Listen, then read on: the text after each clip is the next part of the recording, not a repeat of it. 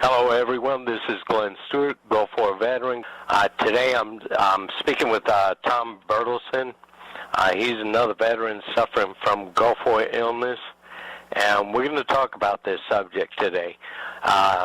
Good morning, Tom. How are you doing today? I'm doing all right. How are you today? I'm doing okay. A little bit of pain, but, you know, that's just every day. Something we have to deal with.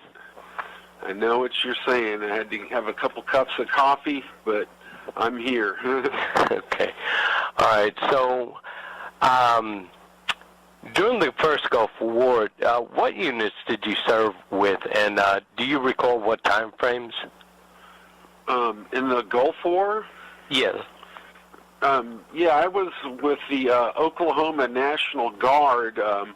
We got called to active duty approximately the 21st of November, 1990.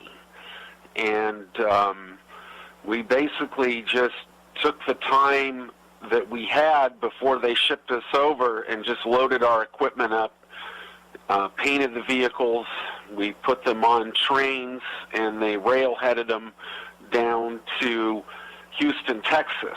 And our battery was a MLRS battery, the multiple launch rocket system, and they wanted it over there so fast they put them on C-5 cargo planes, and we flew over with the equipment on the C-5s, and we landed in Dhahran towards the end of January.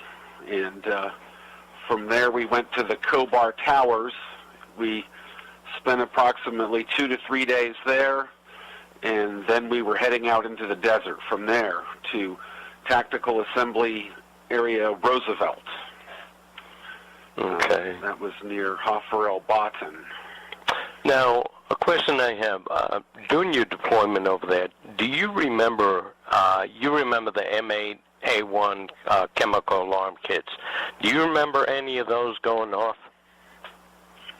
Our unit didn't have any of those. As a National Guard unit, I guess we weren't issued those, but I heard a lot of stories about other units that had them, the alarms going off, and I know the Czechs and the French also detected nerve agents with their equipment, which was more advanced than even what the Americans were fielding. Yeah. Now, what was your position during the deployment? My title was Recon Sergeant. Okay, and you worked in a field artillery unit? Yes. Okay. Now, while you were deployed over there, did you start to develop any kind of health problems? And if so, kind of describe the issues.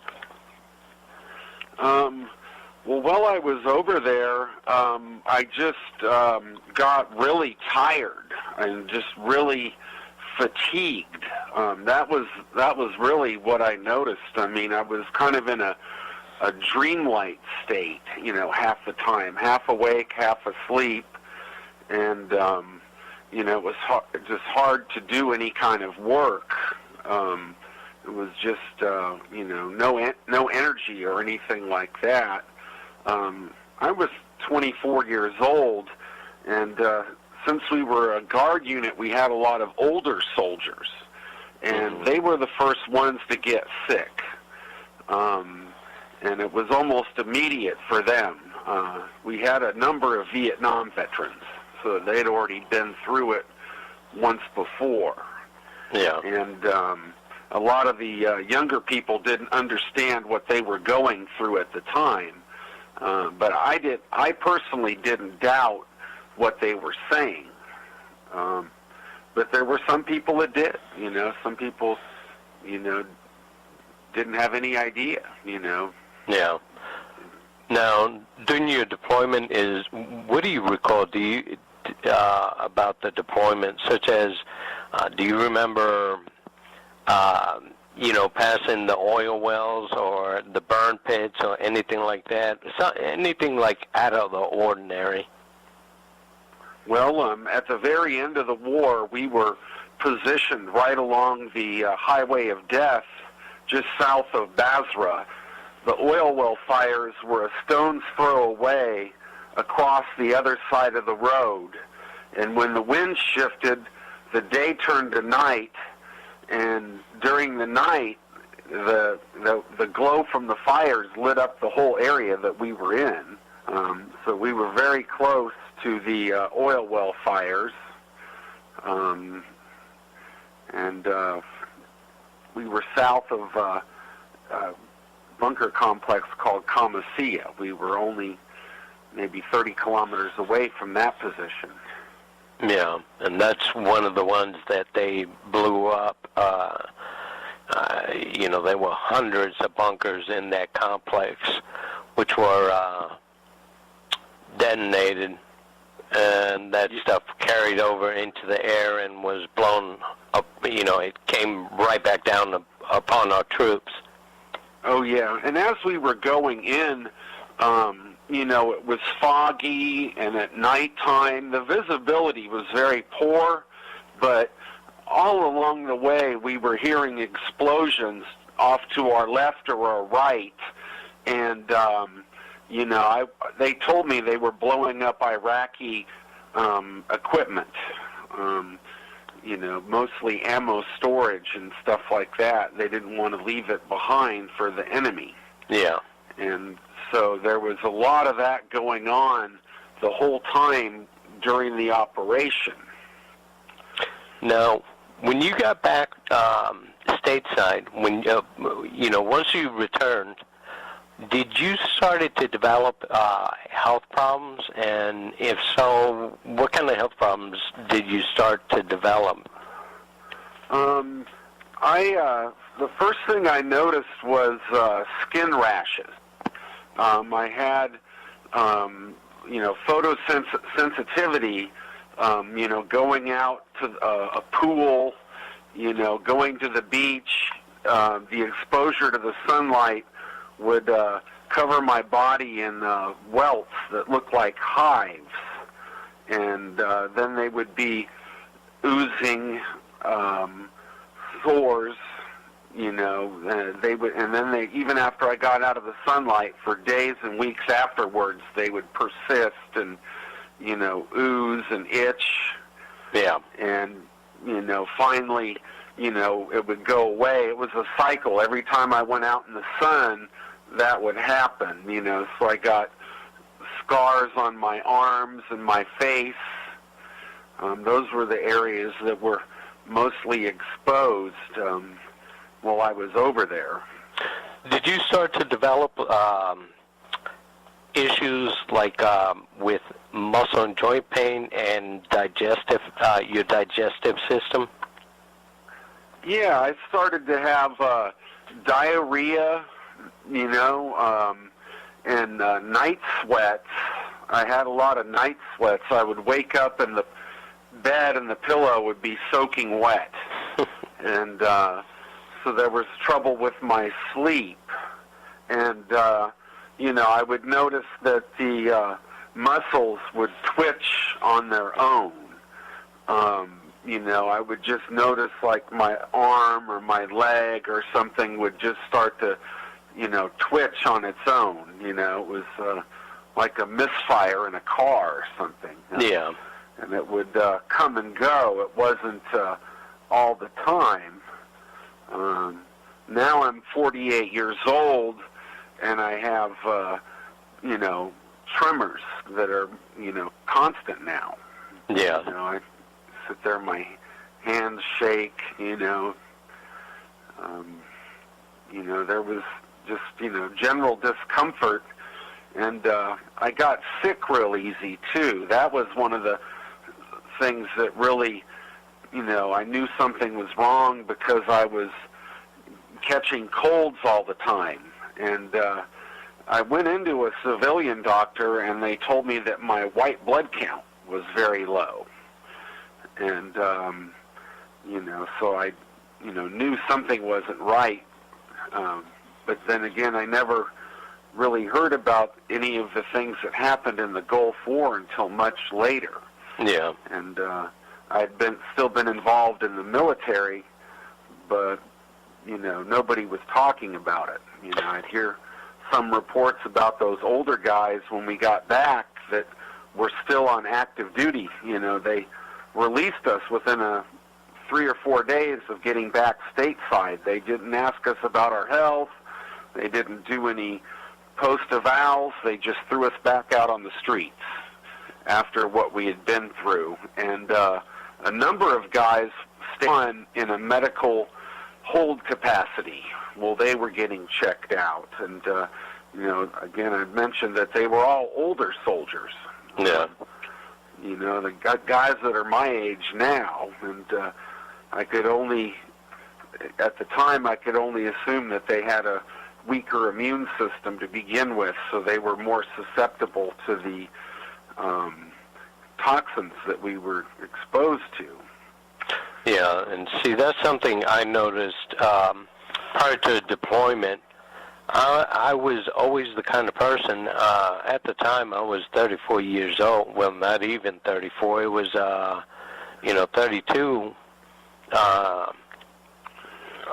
and one of the things I noticed upon returning was the fact that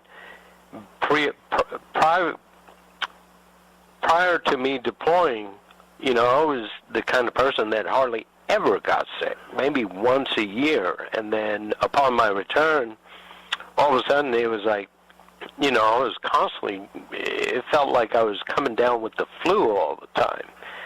And that's exactly what I felt. Yeah, and oftentimes, just like even to this day, I'm constantly running low-grade fevers. It's kind of like having a low-grade flu that just does not want to go away, That's one of the things I observed. I've had a lot of sinus problems since there, and I have polyps in my nose. And so, I constantly have sinus infections, yes, which, give the flu-like symptoms and stuff, like you're sick, And,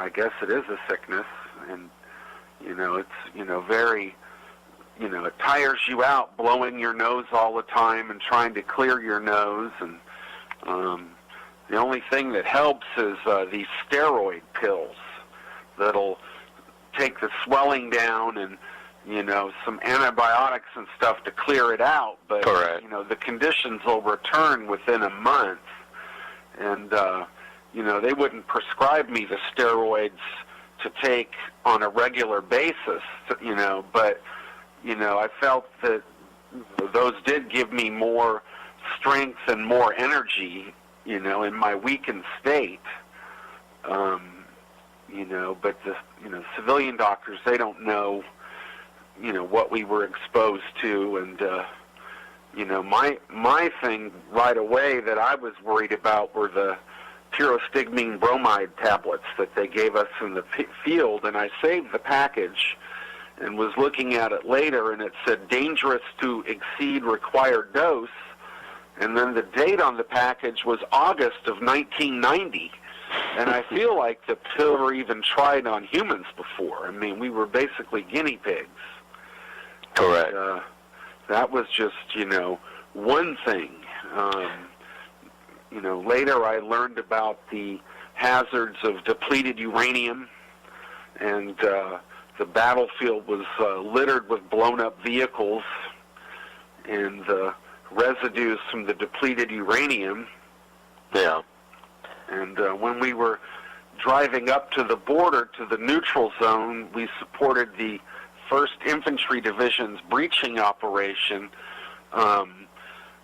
Some sort of missile came in, and it landed about, 400 or 500 meters to our left, but there was something in the sky above us, and somebody yelled gas, and everybody in the convoy put on their gas masks, And I remember looking up through the lenses of the mask, and I could see stuff way up in the sky popping like firecrackers. Pop, pop, pop, pop, pop, pop.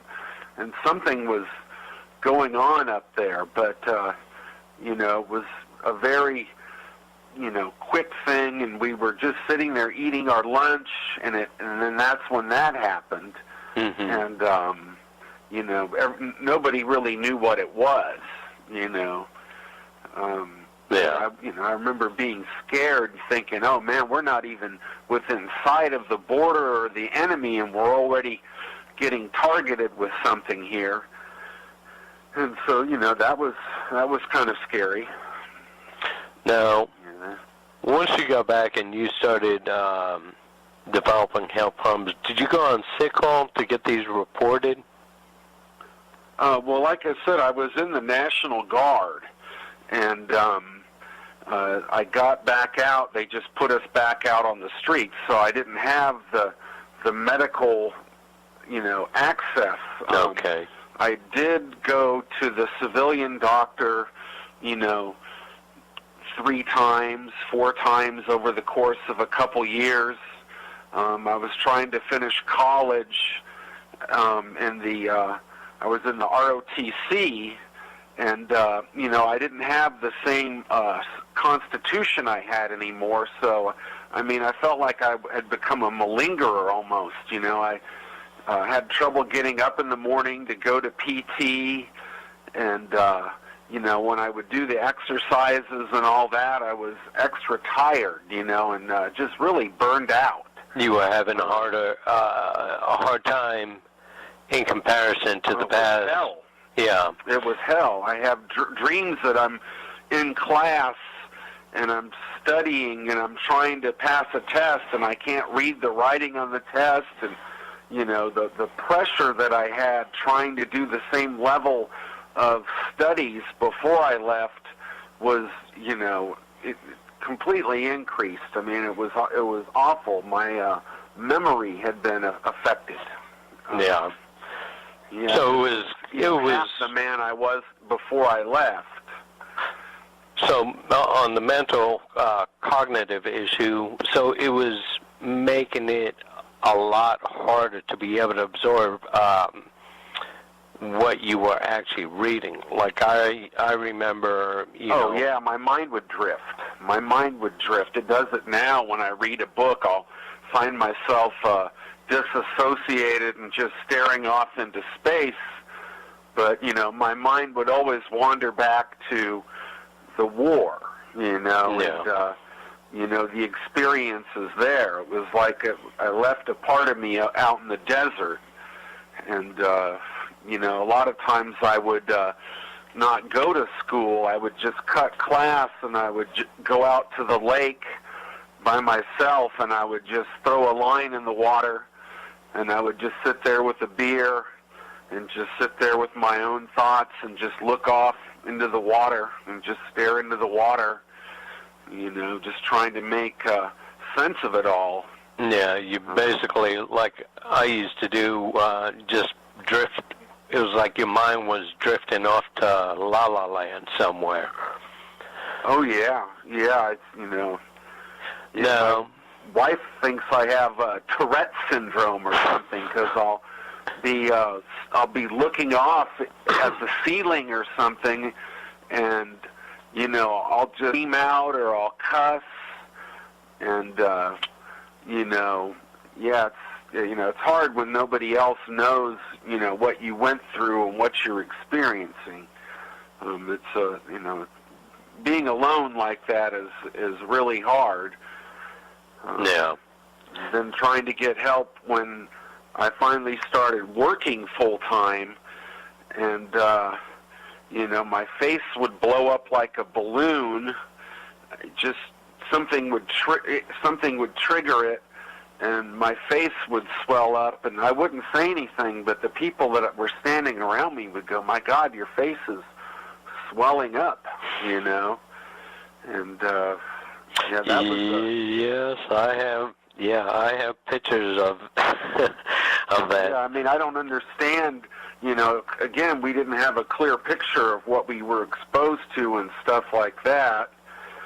And, then I got some vaccines a year and a half later when I was at a ROTC camp at Camp Lewis. I told the people that I had all those shots before I went to Desert Storm, and they didn't care. They gave them all to me again.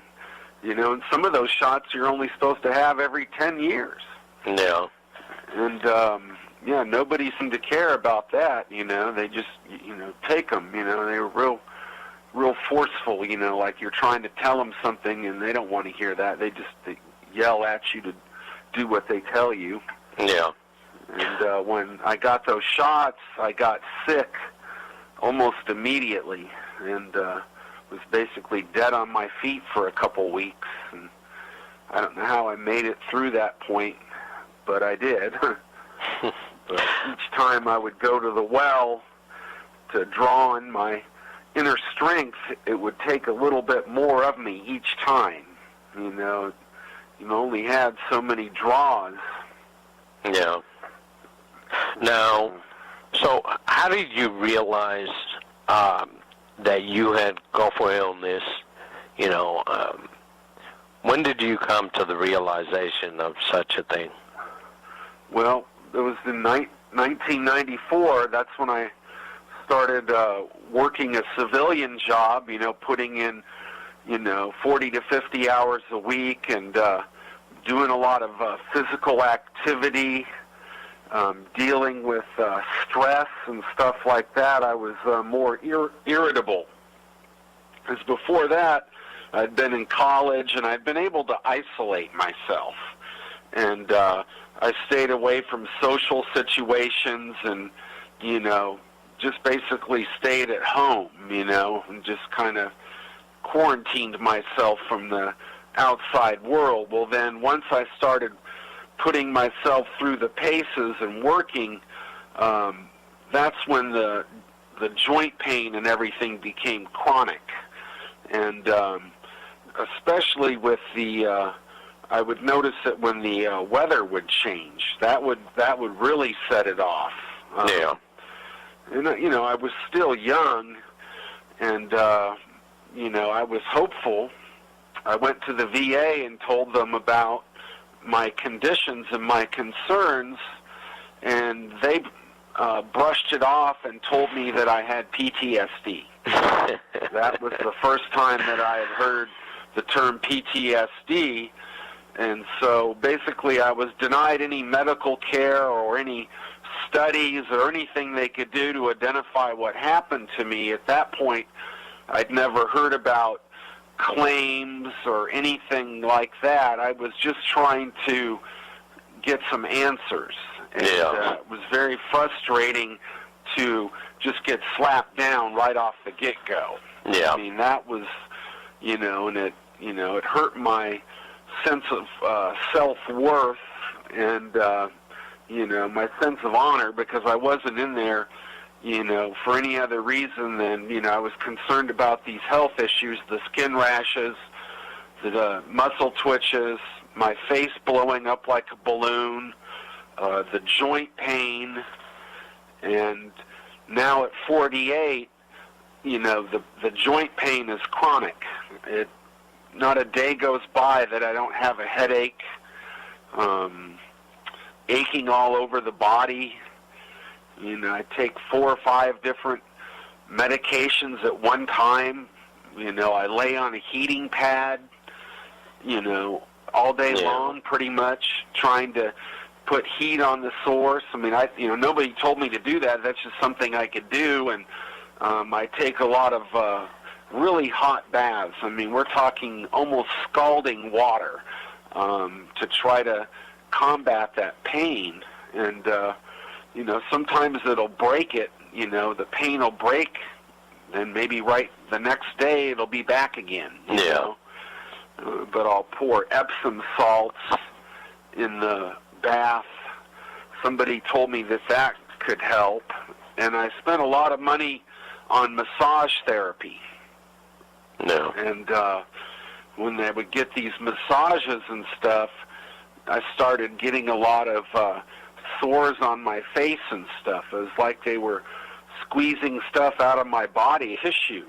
And that's basically what kept me going as far as work, was getting a massage once a week, sometimes twice a week, paid out of my own pocket. No. Thousands of dollars over the years. I mean, so your health issue. Pop. Yeah. So your health issues have, they have progressively gotten worse over the years, correct? Oh yes, because sometimes a massage would help for a week or two at the beginning, and then over the course of working, it got to the very last point where I would get a massage on Wednesday, and I would go to work and move a couple things around and do some activity, and I would be sick and run down again the next day. Yeah. Basically, the massages stopped working at that point. Yeah, the benefit of it was very short-lived. Exactly. Yeah. And, eventually I got fired from my job for not being able to perform the level of work that I did, for a number of years. I was a good employee, and, I worked with the managers and the people if I was sick or I didn't feel good. We were open 7 days a week, so a lot of times if it was slow on Tuesday and I didn't feel good, I might be able to leave early and then come in the next day and make it up. Yeah. Make up the hours, or but I had people that worked with me that understood, what I was going through, and they, of course, seen my face blow up and the skin rashes and, the degree to which I was trying to combat this. So they, they understood that that I was sick. I wasn't doing it for, fun. Yeah. Most of my time was spent, going to a doctor or a massage therapist, and it was a long road to hoe. So are you able to work now? No, I cannot work anymore. I can't do 10 or 15 minutes worth of yard work or something around the house trying to help my wife without setting it off to where I'm laid up, and the joints and stuff too, get stiff, and I walk with a limp, especially after I've laid down and I get up. I walk with a stiff back and limbs and knees. Yeah. It's basically, it's gone through my whole body now. It's completely all the way from the head down to the toes. I know what you're talking about. Yeah, it's completely ate up now, and I went to the VA to try to get help, and I'd heard people telling me over the years that the VA had fixed this and done that. And when I went in and I told them, I said, I can't go on anymore. I said, I'm done. I said, I'm finished. And, I got the same kind of treatment that I did back in '94. I couldn't believe it. And that was very disheartening there. So, and, you lost submitted my records. Oh, they have. The VA lost your records? Yeah, when I got out and moved to Tallahassee, Florida, I had my Army medical files that I kept, and I just, I was going to live in this town. This is where I was going to be, so I went to the VA hospital, and I took my file and I handed it to them, and I, was very sincere, and I wasn't rude or anything to these people. I told them what I had, and they were the ones that said I had PTSD, and quickly they wanted me to go to the mental side of the VA and not the physical side, and that, to me, was a slap in the face.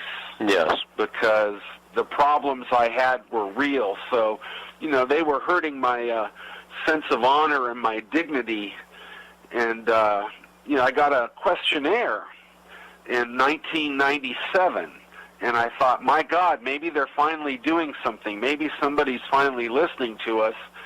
And one of the things that they asked is, did the people you come in contact with sexually feel a burning sensation or some sort of problem like that?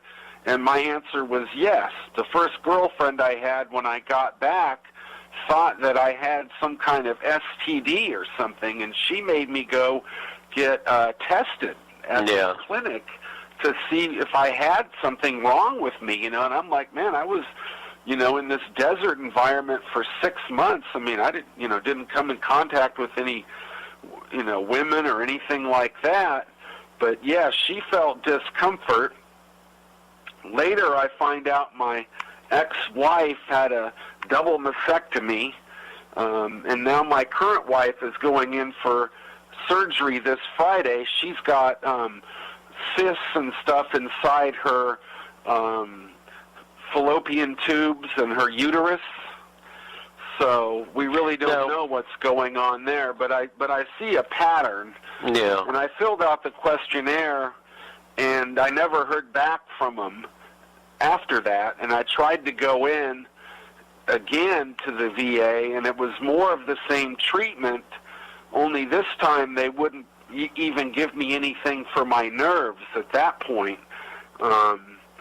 I never had any peace of mind, because we had 9/11, we had the invasion of Iraq, and then constant war since then, and seeing these guys get hurt, young men from the town I live in getting killed, and that kept me working and kept me strong inside, because I knew there were people that were going through worse stuff than I was. I mean, if they could be out in the field, if they could serve in a forward unit, I could get up and I could go to work at a tire store. Yeah.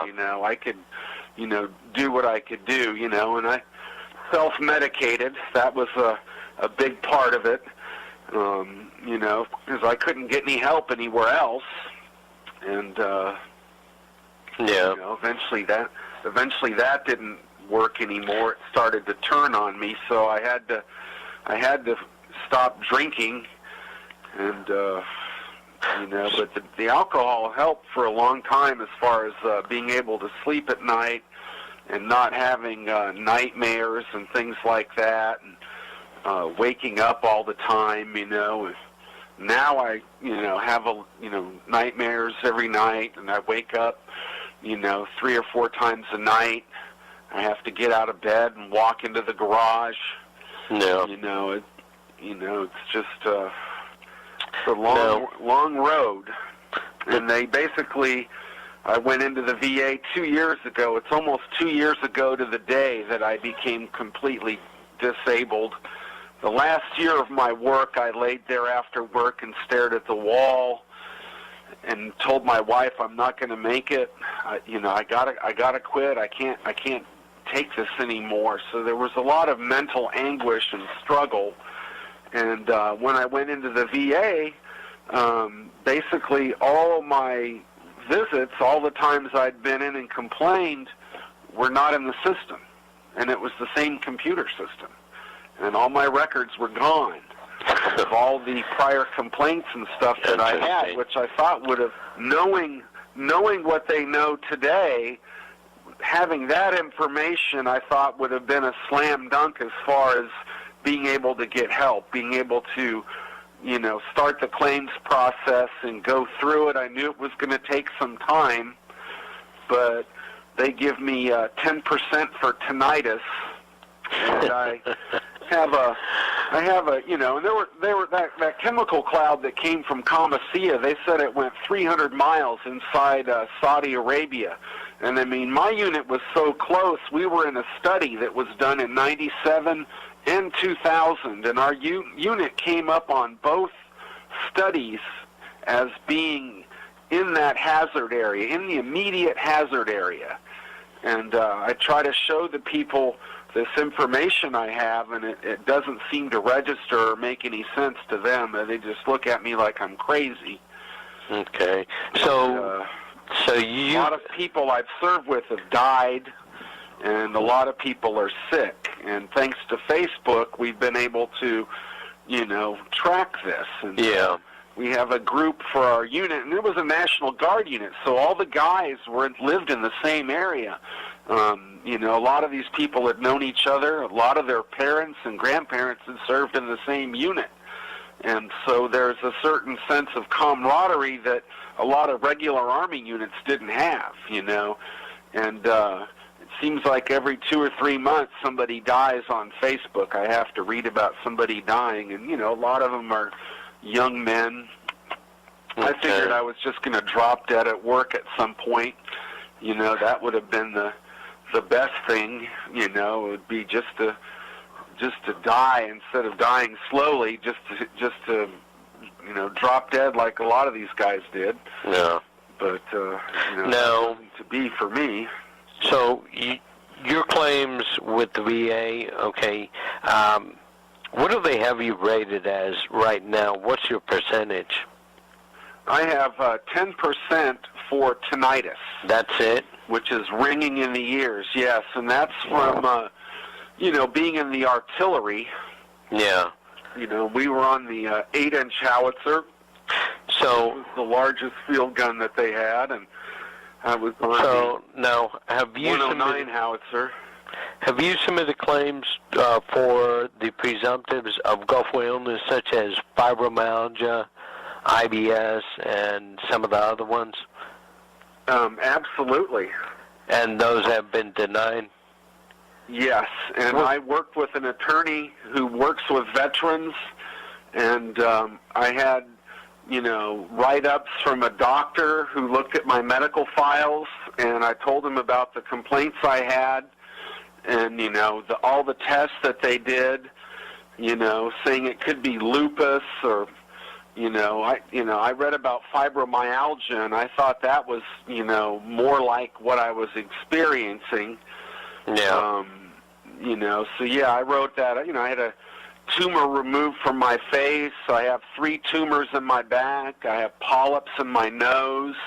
The massage therapists say underneath the skin I have a lot of adhesions and nodules that you can't see, but they're like bubbles, and they could feel them, and they're like, oh my God, you got a bunch of stuff. You need to get this checked out, and I mean, the VA, the tumors and stuff like that, and nobody cares. And since they lost my medical records, I thought maybe I need to do something to keep moving, or I'm going to go crazy here. So I went to the VA and I asked them to do a sleep study because I was told already that I had sleep apnea. I did one of these overnight tests. Yeah. I had, precursors for sleep apnea.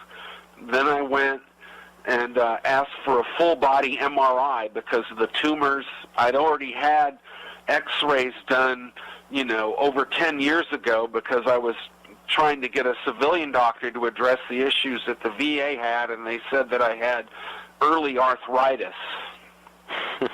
And, now, it's hard to walk, and, I mean, I hate to say it because, I mean, I would love to be able to go back to work and make money and, it's put stress on my wife. Exactly. Because of these conditions, I never knew people that were exposed to Agent Orange and what they had passed on to their kids. And plus, I knew that I could break down at any time, and I mean, I couldn't afford the responsibility of having a family. It was just, that was just an impossibility. Now, it's funny you mentioned the tumors because there's one thing that is very common among GWI vets is you hear it all the time. A lot of us have tumors. I had one myself removed from the middle of my spine, and it was about the size of a big strawberry. And now I have another 2 growing, one growing in my shoulder, right shoulder blade, and another one in my off to the side of my groin area. But, that's not normal. you know. I have a couple that are like near my shoulder blades that are about the size of a tennis ball, and I got one in my muscle on the lower left side of my back. You can feel it. And, you know, my wife rubbing me and touching me, she was the one that noticed them, you know, and was, like, worried about it and stuff like that. And then the one in my face was the first tumor that I noticed, and I went to the VA, and I tried to tell them about the tumor, and they just blew me off and told me not to worry about it. Well, even the doctor, the civilian doctor that I went to once I got married in '99, I had civilian insurance all of a sudden, so it was affordable to go to a doctor, you know. And the doctor told me, oh, that's nothing to worry about, but I'll take it out. And he took it out, and it was this orange, weird-looking tumor. It looked like an egg sac almost. It was like a yellowish-orange color. And the doctor told me in the post-op, he looked at me and he goes, you know, I have to apologize to you because I made kind of slight of your concern over that tumor. He goes, it was a rare tumor that I had never even heard of. And this doctor seemed like a really good doctor. I mean, he seemed like a really educated man, you know. And I grew up in a neighborhood that had a lot of doctors and lawyers, so I knew a lot of doctors personally, you know, and I think I'm a pretty good judge of people, you know. Yeah. So, okay, so you submitted claims with VA. Those have been, they give you 10%, but they rejected everything else, correct? Excuse me, could you say that Okay. again? They give you 10% for tinnitus, but they have rejected all the other claims related to Gull War illness, such as fibro, IBS. Oh, yeah, I was categorically denied. I'd call it rubber stamped. I mean, they just went right down the list, and I had heard that a lot of those were presumptive, you know. Correct. And, yeah, they just went right down the list and just went boom, boom, boom, boom. And just denied. Yeah. I just kicked it back in my face, and my attorney said that all of his veterans, all of them, are getting the same treatment now. That's come out after the VA scandal has been exposed, where these civilians, you know, none of them are soldiers working for the VA, no prior service. They had a blacklist where they kept these veterans saying that on file that they had been taken care of, but really they hadn't, and they had a special list that they were trying to keep track of these people. It's like an accountant that has two sets of books. Yeah. You know, they're cooking the books, and then once they were exposed and caught, their response to the veterans and to the public was to rubber stamp all these claims to expedite them, you know, and basically just get them off the books and throw everybody into appeal. And I mean, it's been 2 years. Yeah, because they know struggle. They know. See, that's one thing we've been talking about with other GWI vets, is the fact that once they got caught, it was like all of a sudden they're sitting there like, oh, we got to get rid of all these claims. We have to get them out of the way, you know. And that's exactly what they were doing, is they were going through and saying, grabbing the big old denied stamp and just bap, you know, just not even looking at them, evaluating them, or reviewing them. They were just going through and just stamp, and kicking them out of the way. I went to the C&P exam, and I was scheduled from like 9 in the morning to 1 o'clock, and I was out of there by 10:30.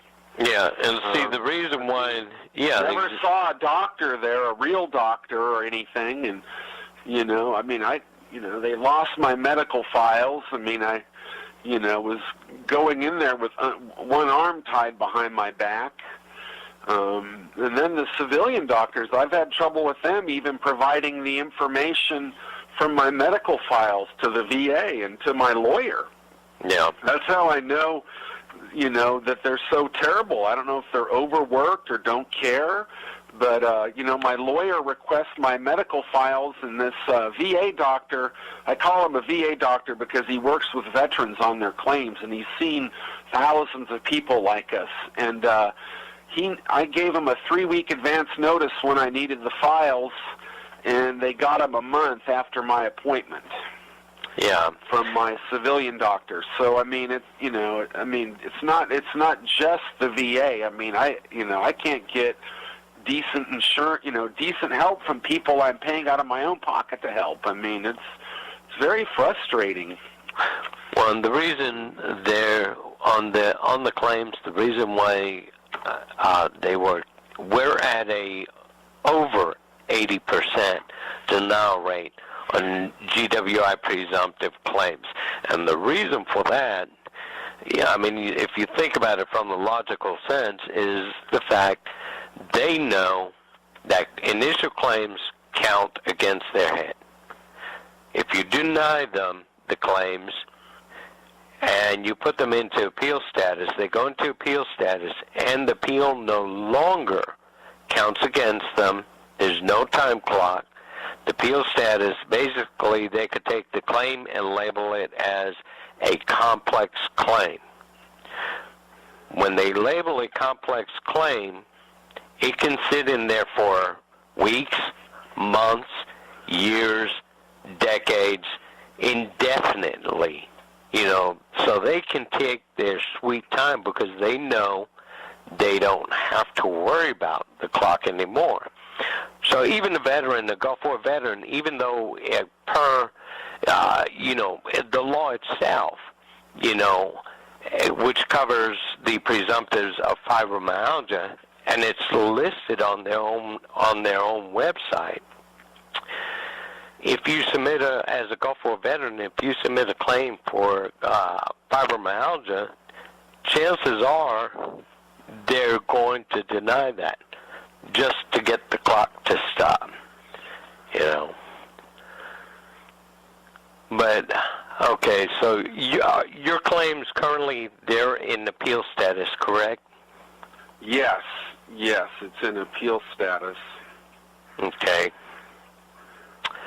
And you've been submitting these since what year? Well, I sent in some paperwork. It must have been around 3 years ago. I started to do it online because I knew I was going down, and this is a year before I was fired. I knew I was going down, so I tried to do it online, but then they needed all this information, and that's when I went up to the VA to try to get my medical files, and they didn't have any. And it took about 3 months to get a letter from them saying that they didn't have any medical files at this Tallahassee outpatient clinic. And then by then, the manager had been fired the manager I worked for quit, and the whole deal was that I was just going to be the assistant manager. I wasn't going to have to work 6 or 7 days a week. I would have my time off. I could pace myself. This guy leaves and quits and just throws me the keys. Well, as a soldier, I just had to take the mission. There was nobody else that would do it. Yeah. And they just basically shoved me into this more stressful position. And, the claim just was pushed to the back burner, what I was doing. Because, first of all, I couldn't have any medical files from the VA, so I didn't know what to do from there. Yeah. I kept working, and, that last year, like I said, I didn't take a summer vacation because I was too sick. I just stayed at home. I usually would go visit my family. I don't have family around here, and I stayed at home, didn't go anywhere, missed a family reunion. And then come December, I get fired from my job because basically at that point I was getting real irritable with the customers, and my patience was frayed and, just stressed out. And then that's when I went into the VA place again here in town and filed a new claim. And that was in, like in December of 2012. Yeah, around December 17th of 2012, I went in there and filed again, and then the VA claim rep, Mr. St. John, I went in there a couple months later, hey, how's everything going? And he gave me a number to the office down in St. Petersburg, and he said, call these guys in a couple weeks and just see how your claim is doing, just to check in with them. And I called down there, and they didn't even have my claim on file. And I watched this guy put it in the computer. I was right there when he entered it, and I went back to him and said, yeah, they said they don't even have a claim for me, And he looked in the computer, and he's like, here it is. I put it in there. So I was very, very, very, very upset at this point. And, I mean, my rage was boiling over.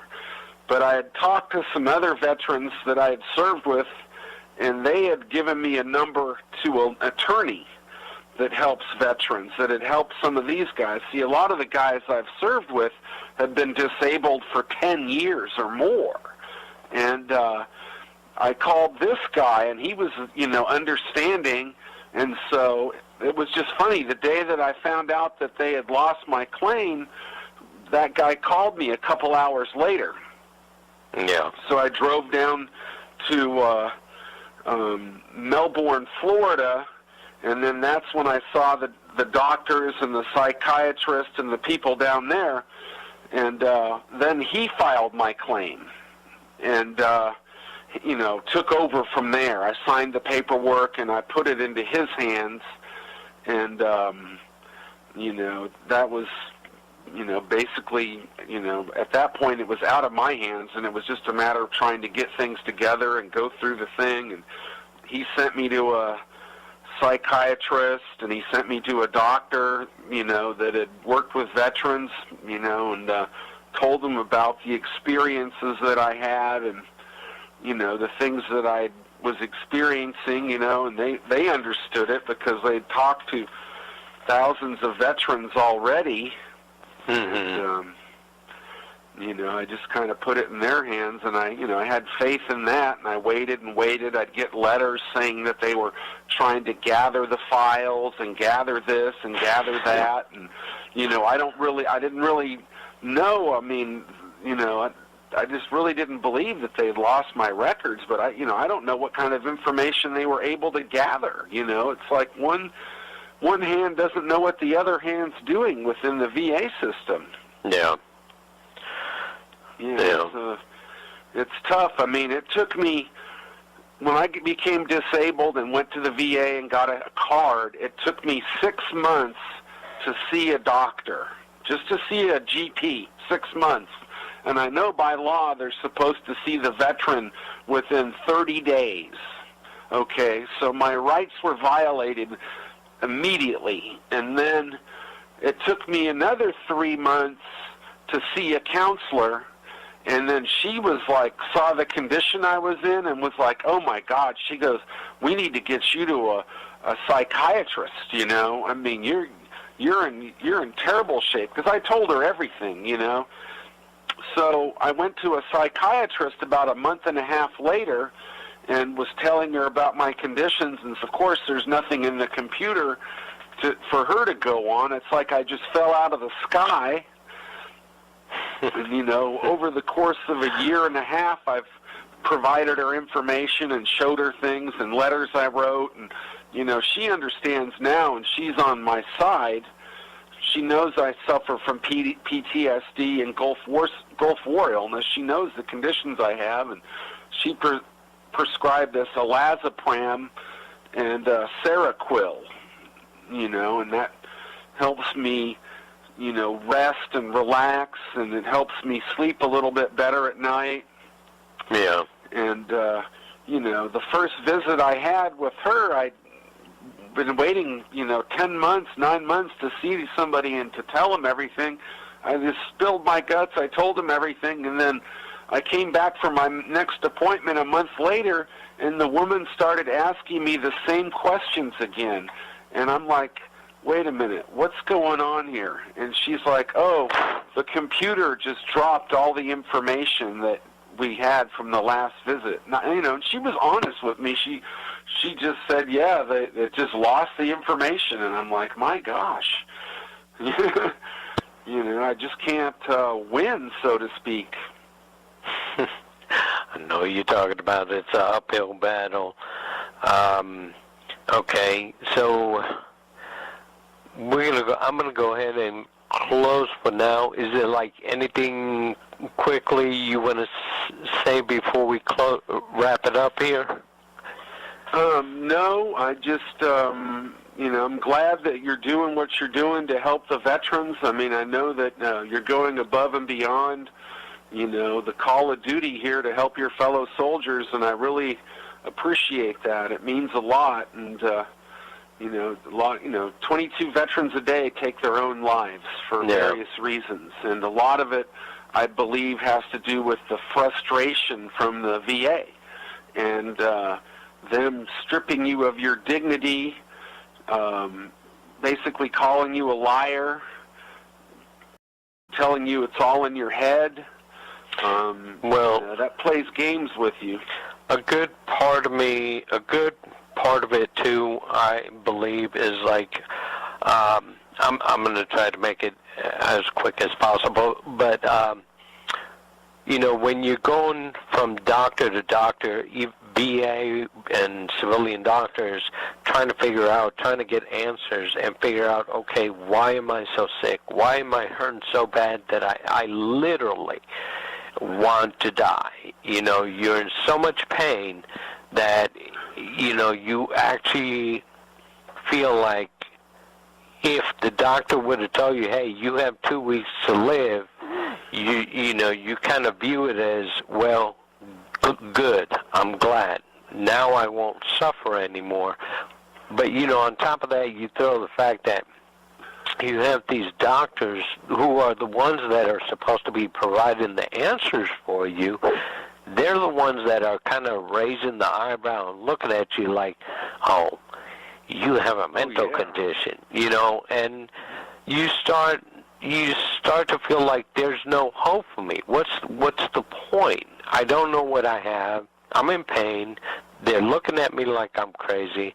So then you start getting depressed, and you start thinking like, well, the heck with life, you know. And that's what I'm trying to do, is educate the public, and I'm hoping that, you know, other veterans that are going through this, if it helps just one, then it's worth it, you know. Because if you think about it, right now I'm at 100% impermanent. I don't have to do this per se. I can lean back and say, oh, let me just, you know, collect the check.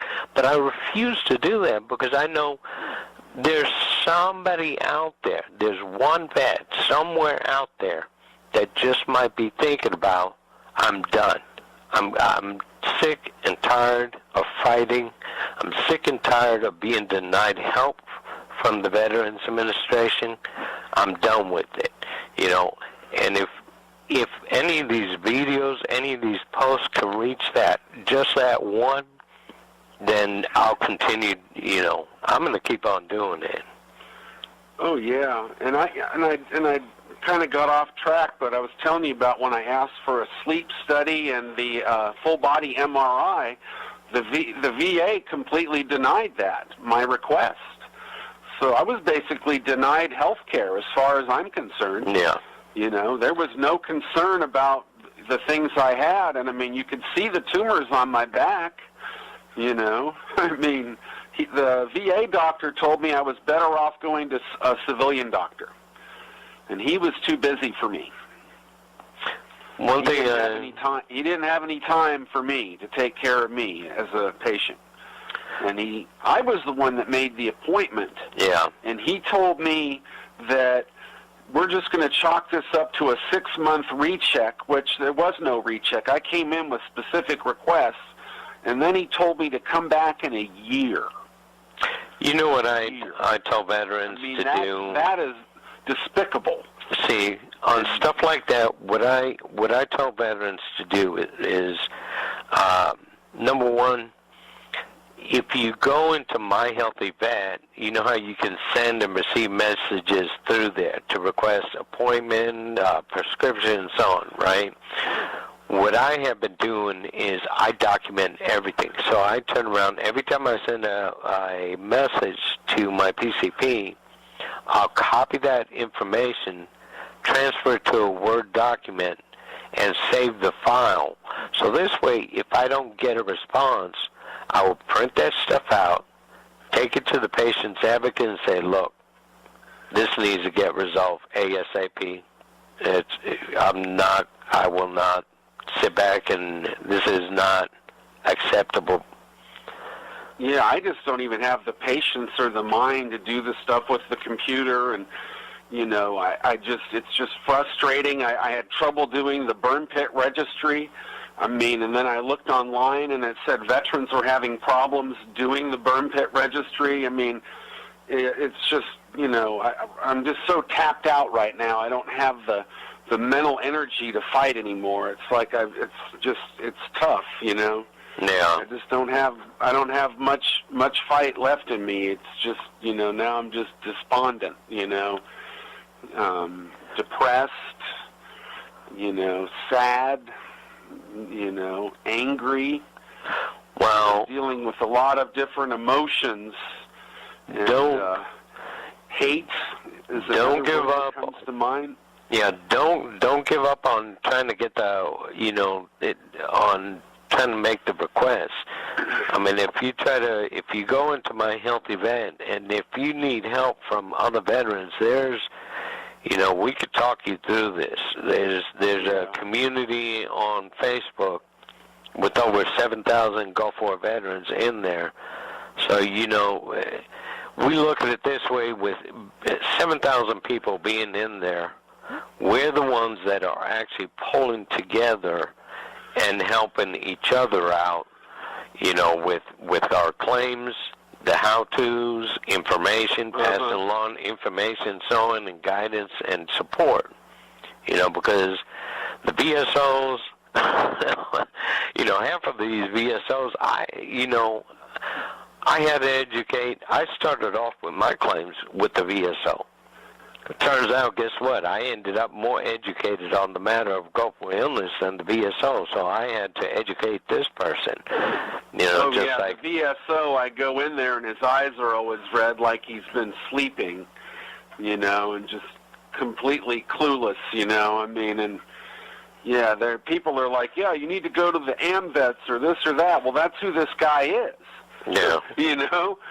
People are telling me I need to talk to somebody, and then this is the guy I need to talk to. And one guy I was talking to was like, yeah, you need to talk to and it gave me the address to the place. I'm like, I've already been to that guy.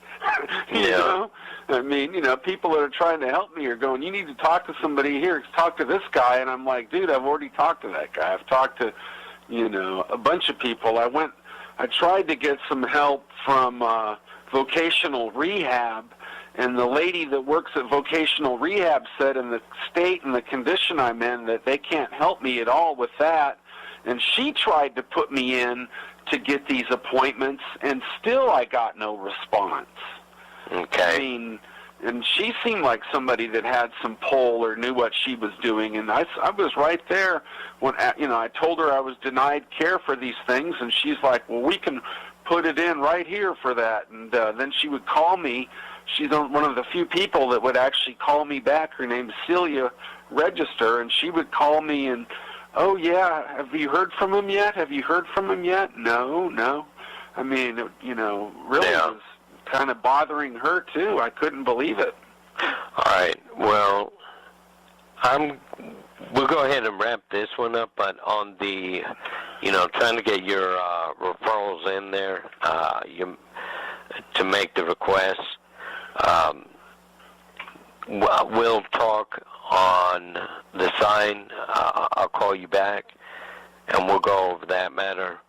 And, if anything, I can guide you through that, how to do it and all that, But we'll go ahead and get this form up, this interview. We'll go ahead and wrap it up. So anything any last thing you want to go ahead and say on the? Oh no, I'm good to go. I think we covered quite a bit of it. Oh yeah. It's good talking to you, though. I really appreciate what you're doing.